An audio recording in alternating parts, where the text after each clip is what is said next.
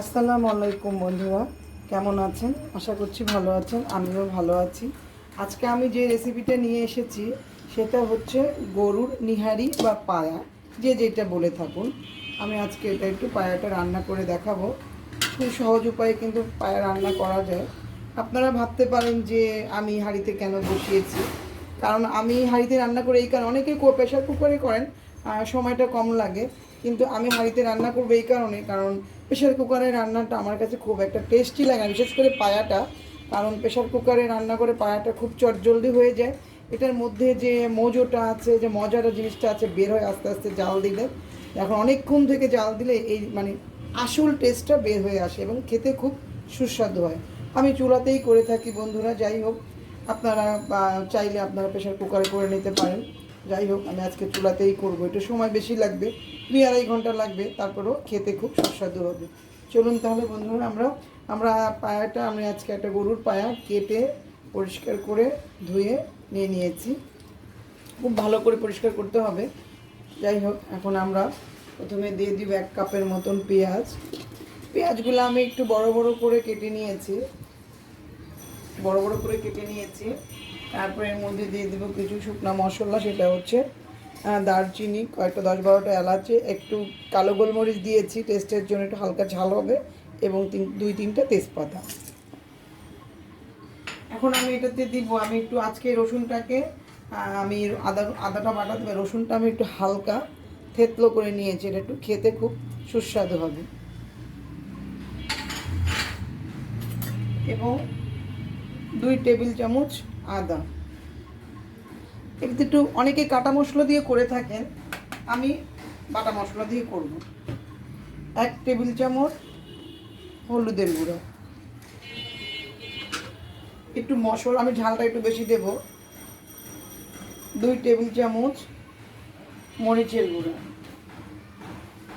1 table চামচ ধনিয়া গুঁড়ো, এবং 1 টেবিল চামচ জিরা গুঁড়ো। ব্যাস, মশলাগুলো দিয়ে দিলাম, এবং স্বাদ মতন লবণ।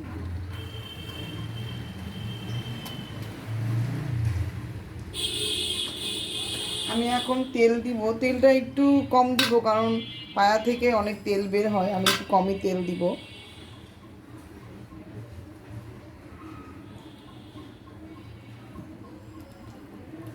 এখন আমি এটাকে খুব ভালো করে মাখিয়ে নিব। হাত দিয়ে খুব ভালো করে মাখাতে হবে। আপনারা যদি হাত ব্যবহার করতে না চান, তাহলে আপনারা চামচ দিয়ে মাখিয়ে নিতে পারেন।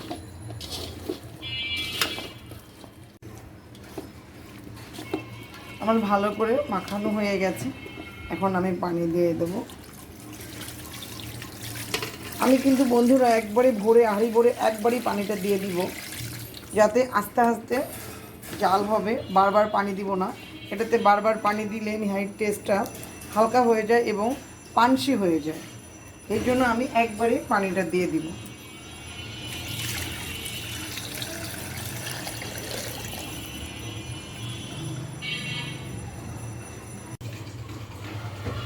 বন্ধুরা, আমি এই যে পুরা হাঁড়িটা ভরে পানি দিয়ে দিয়েছি।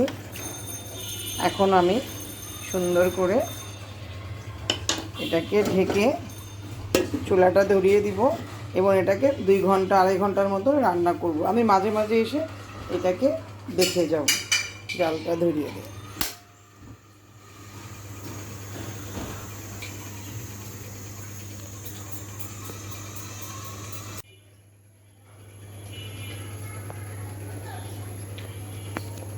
দেখুন বন্ধুরা, আমরা প্রায় ঘন্টাখানিক পরে ফিরে এলাম। আমার কেমন হয়েছে নিহারিটা,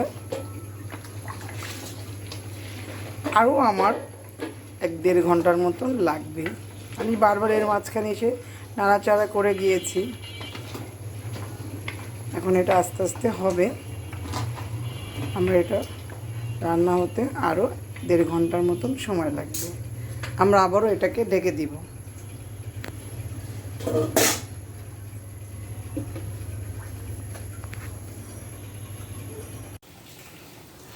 ফিরে আসলাম আমরা প্রায় 1.5 ঘন্টা পর। দেখুন বন্ধুরা, আমার নেহারিটা একদম রেডি। কি সুন্দর ঘন হয়ে গেছে ঝোলটা এবং গ্রেভি হয়েছে।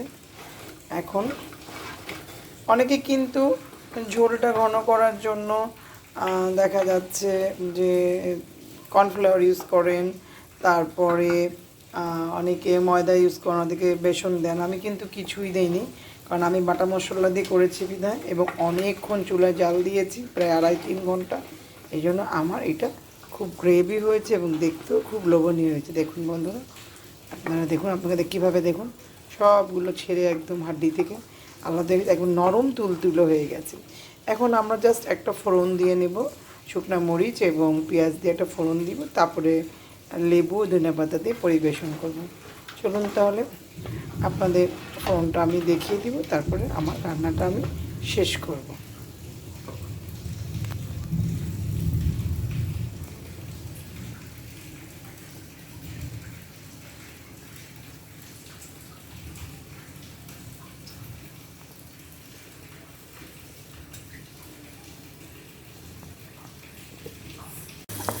আমরা তেলের মধ্যে ফোড়নটা দিয়ে দিলাম, শুকনো মরিচ পেঁয়াজ একসঙ্গে সুন্দর করে ভেজে আমরা ফোড়নটা দিয়ে দেবো। অল্প তেলের মধ্যে দিব, কারণ বেশি তেল দিব না, কারণ এমনিতে তো নেহারিতে অনেক তেল আছে। এটা সুন্দর করে একটু ভাজা ভাজা করে লাল করে আমরা ফোড়নটা দিয়ে দেব। আমার ফোড়নটা হয়ে গেছে, আমরা দিয়ে দিলাম। এখন সুন্দর করে এবং বন্ধুরা, আমার পায়াটা বা নিহারি একেবারে রেডি, একদম রেডি। এখন আমরা শুধু গরম গরম পরিবেশনা করব। খাবার আগে লেবু ধনিয়া পাতা দিয়ে পরিবেশন। আমরা এই নিহারিটা কিন্তু নান রুটি, তন্দুর রুটি, পরোটা, সাদা রুটি সব কিছু দিয়েই খেতে পারবো। তা আজকের মতন আমার রান্নাটা এখানেই শেষ করছি। আপনারা সবাই ভালো থাকবেন, সুস্থ থাকবেন, আমার জন্য দোয়া করবেন। আল্লাহ হাফেজ।